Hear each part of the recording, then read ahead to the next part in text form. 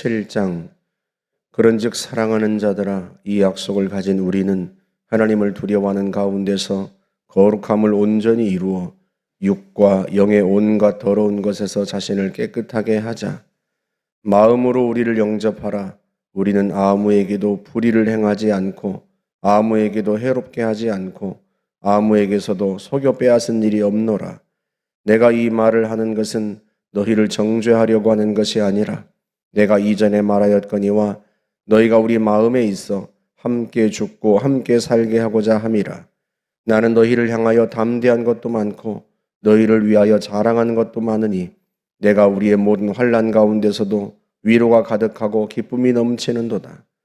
우리가 마게도냐에 이르렀을 때에도 우리 육체가 편하지 못하였고 사방으로 환난을 당하여 밖으로는 다툼이요 안으로는 두려움이 온노라. 그러나 낙심한 자들을 위로하시는 하나님이 디도가 옴으로 우리를 위로하셨으니 그가 온 것뿐 아니요 오직 그가 너희에게서 받은 그 위로로 위로하고 너희의 사모함과 애통함과 나를 위하여 열심히 있는 것을 우리에게 보고함으로 나를 더욱 기쁘게 하였느니라. 그러므로 내가 편지로 너희를 근심하게 한 것을 후회하였으나 지금은 후회하지 아니함은 그 편지가 너희로 잠시만 근심하게 한 줄을 알미라.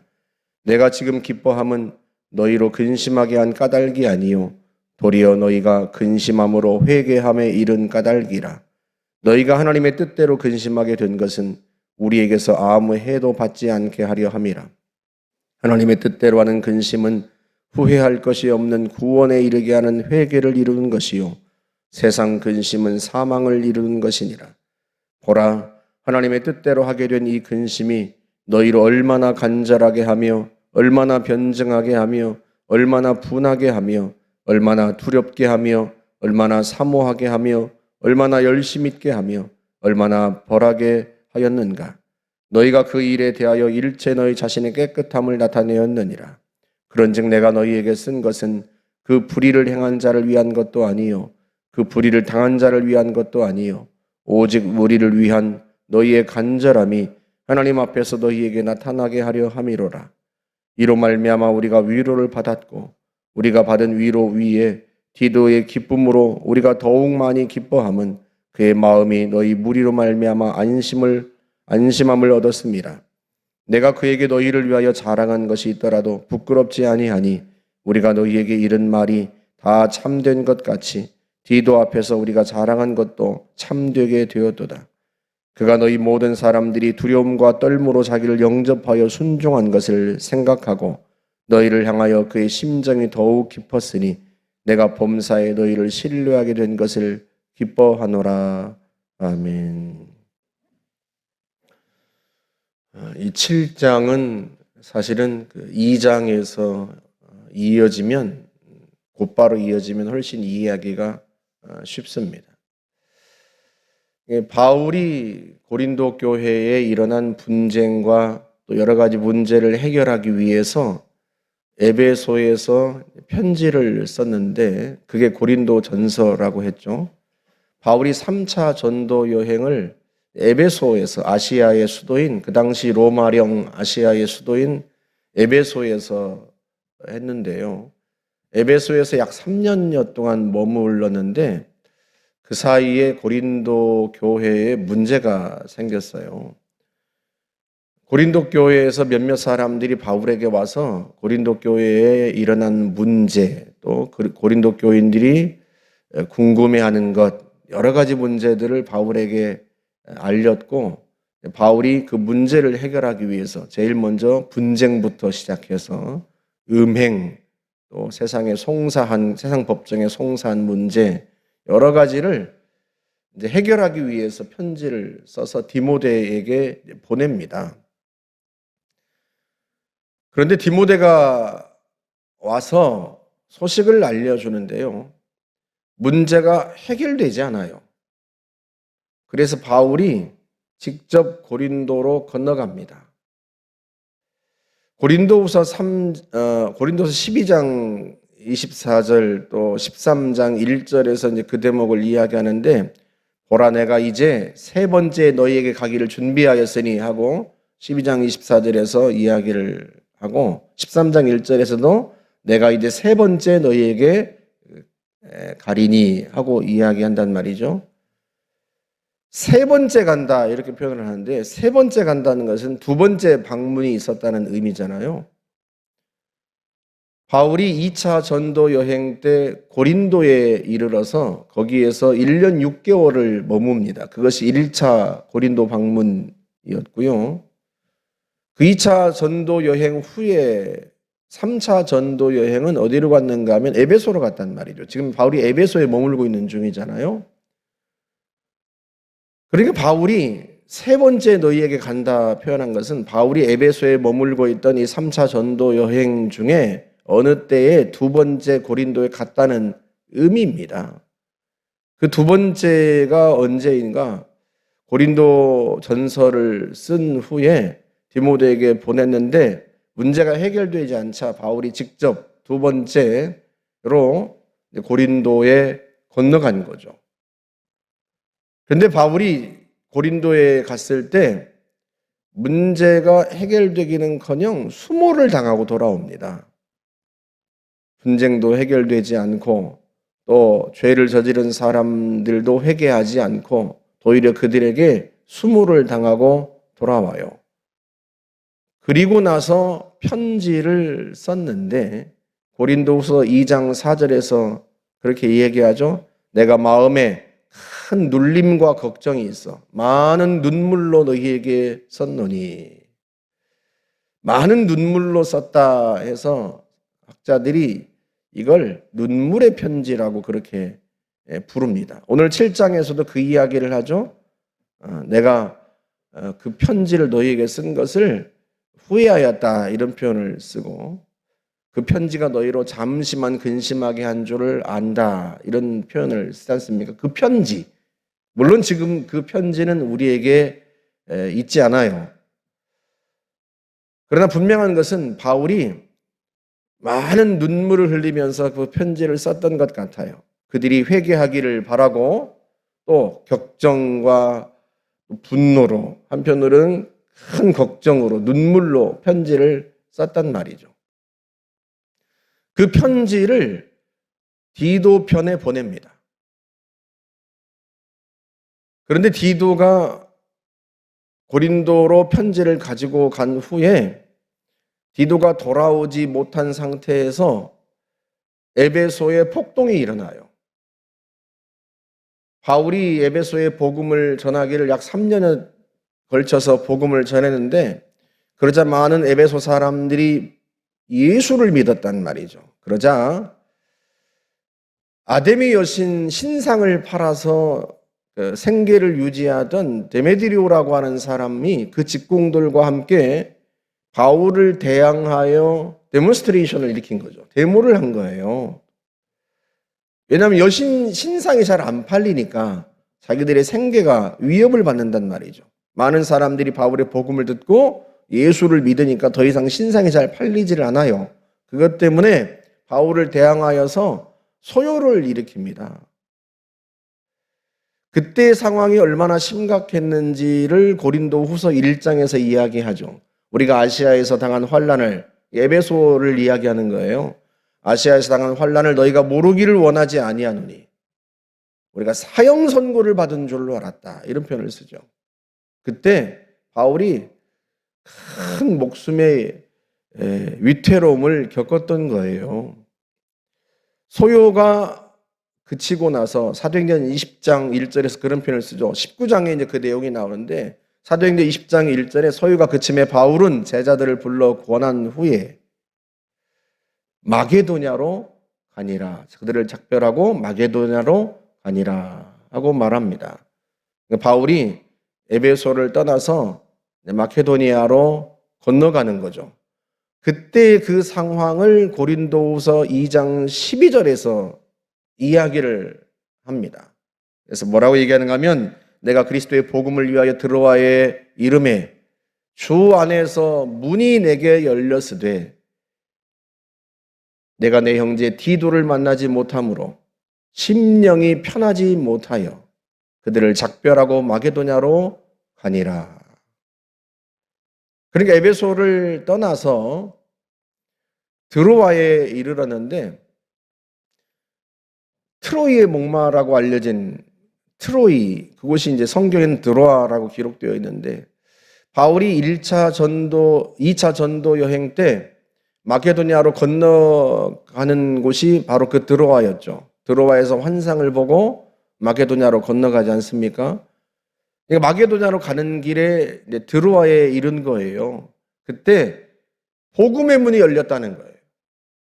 많은 사람들에게 복음을 전할 수 있는 기회가 활짝 열렸는데 마음이 편치를 않아요. 무엇 때문에?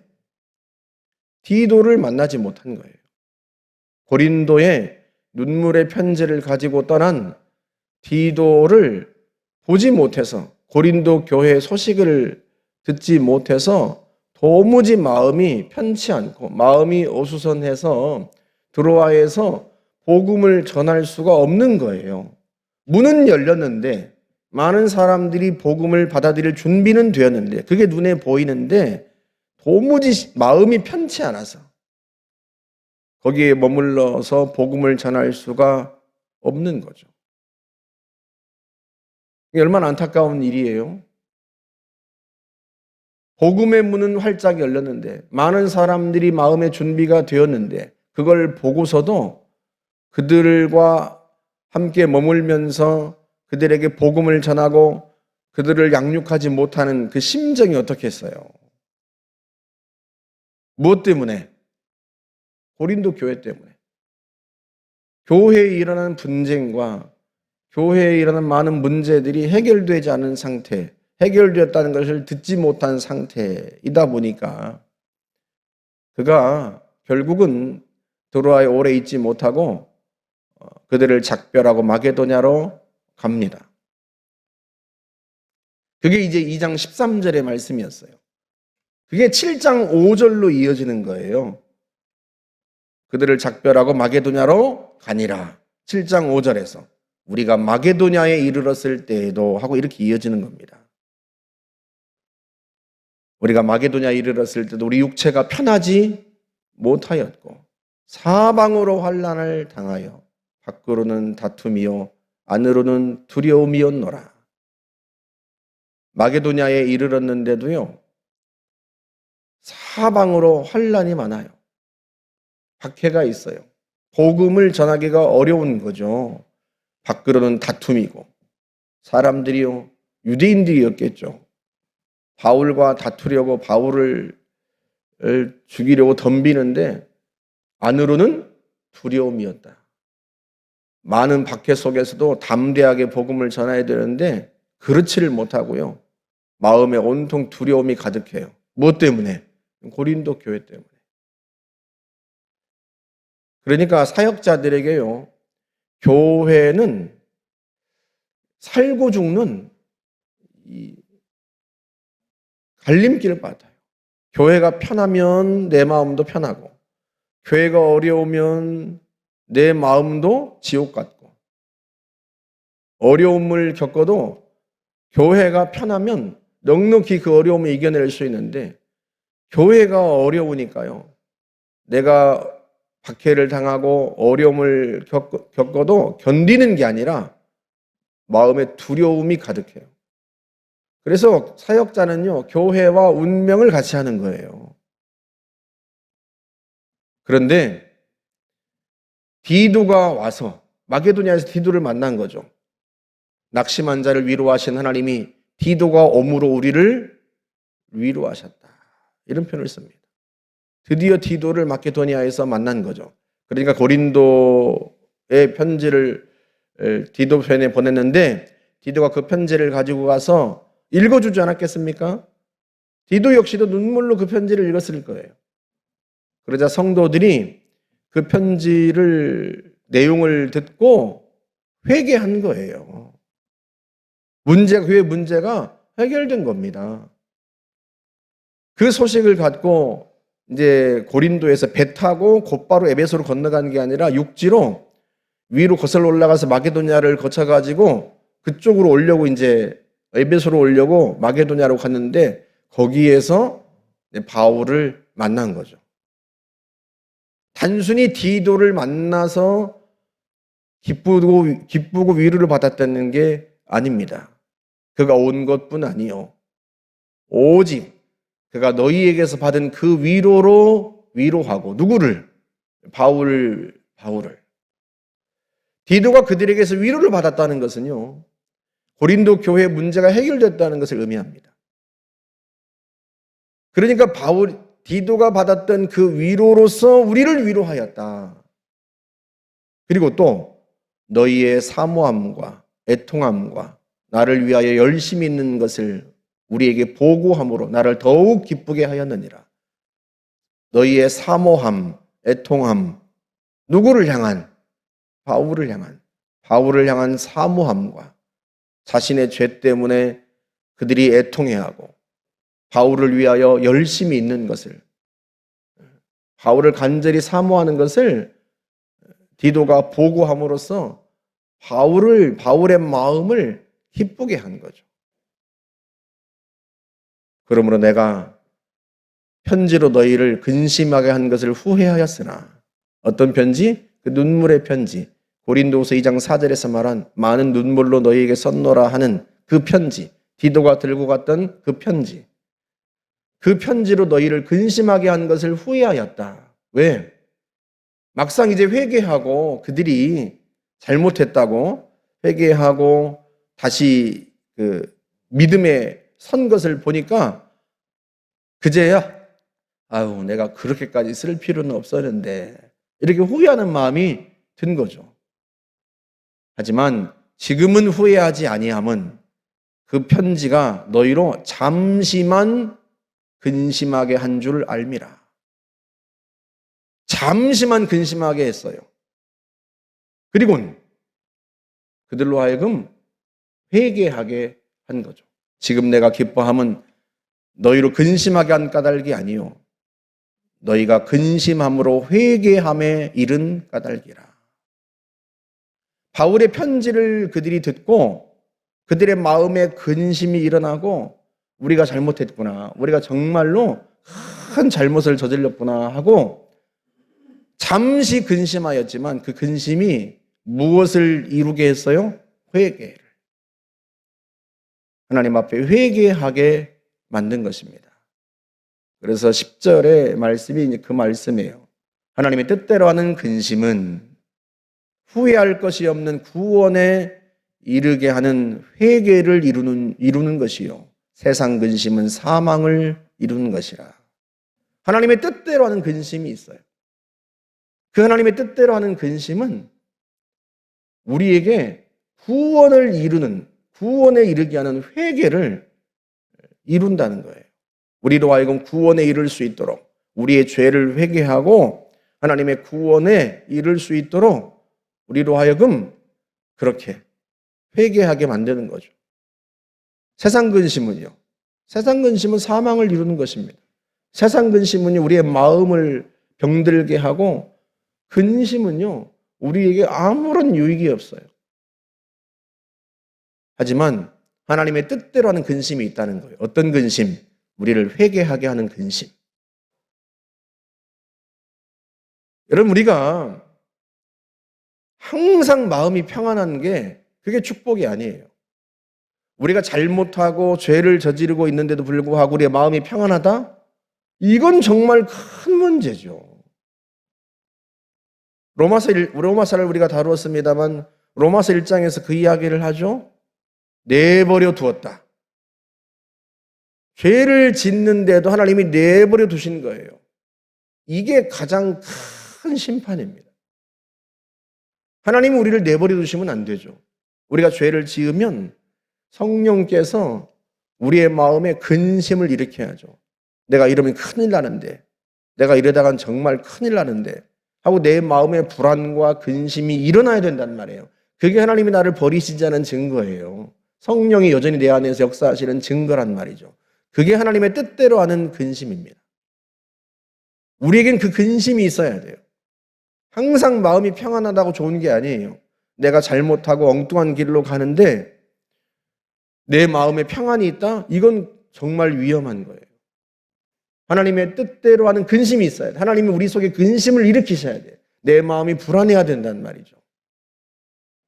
그렇게 마음이 불안해야 하나님 앞에 나와서 나의 잘못을 회개하고 하나님의 은혜를 힘입을 수 있지 않겠습니까? 그 하나님의 뜻대로 하는 근심이 고린도 교인들을 회개하게 만든 거예요. 그리고 고린도 교인들이 회개하자 바울도 살아났어요. 바울도. 이게 얼마나 감사한 일이에요. 그래서 사랑하는 성도 여러분, 교회가 늘 평안하기를 위해서 기도하는 것이 그게 목회자를 살리는 길이에요. 교회가 어려움이 생기고 분쟁이 일어나고 성도들과 목회자가 다툼이 일어나면요, 목회자의 영혼이 시들어가요.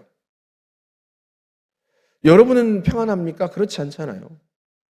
주님께서 성도들의 마음 속에도 근심을 일으켜요. 그게 사랑하시는 증거입니다. 그렇게 해서 성도들이 하나님 앞에 회개하게 하고 또 교회가 다시 성령으로 말미암아 성도들의 마음이 또 교회가 평안을 회복하게 하십니다. 그러면 목회자도 살아나요. 그래서 우리가 하나님 앞에 늘 그렇게 기도해야 돼요. 주님, 우리가 주의 길을 벗어나면 우리의 마음에 불안과 근심이 일어나게 해주십시오. 도대체 내가 왜 불안할까? 내 마음이 왜 이렇게 힘들까? 그걸 통해서 내가 지금 잘못된 길로 가고 있구나 하고 주님 앞에 회개할 줄 알아야 되고, 그렇게 함으로써 우리의 심령이 다시 새로워지고 우리가 하나님께서 원하시는 길로 가는 것이고, 교회는 든든히 세워지고 또 목회자도 힘있게 주의 말씀을 전할 수 있는 겁니다. 그래서요, 성령께서 우리 안에 때로는 근심도 일으키고 또 때로는 평안도 주시고, 그 모든 것이 은혜입니다. 항상 평안한 게 은혜가 아니고요, 근심도 은혜예요. 저와 여러분들이 늘 성령의 역사에 민감하고 우리 안에서 말씀하시는 그 성령의 음성을 민감하게 듣고 또 바른 길로 걸어갈 수 있기를 주님의 이름으로 축복합니다. 함께 기도하겠습니다. 하나님 아버지, 참으로 우리가 늘 주의 성령에 민감할 수 있기를 원합니다. 우리의 마음속에 성령께서 일으키시는 근심의 귀를 기울이고 주 앞에 우리 자신을 돌아보며 회개함으로 참으로 주님의 길로 우리가 늘 걸어갈 수 있도록 인도하여 주옵소서. 성령으로 말미암아 우리의 심령과 또한 교회가 평안하게 하시고 하나님 모든 목회자들이 참으로 기쁨으로 감사함으로 또한 열심으로 주의 복음을 전하며 주의 일을 해나갈 수 있도록 하나님 역사하여 주옵소서. 감사하며 예수님의 이름으로 기도하옵나이다. 아멘.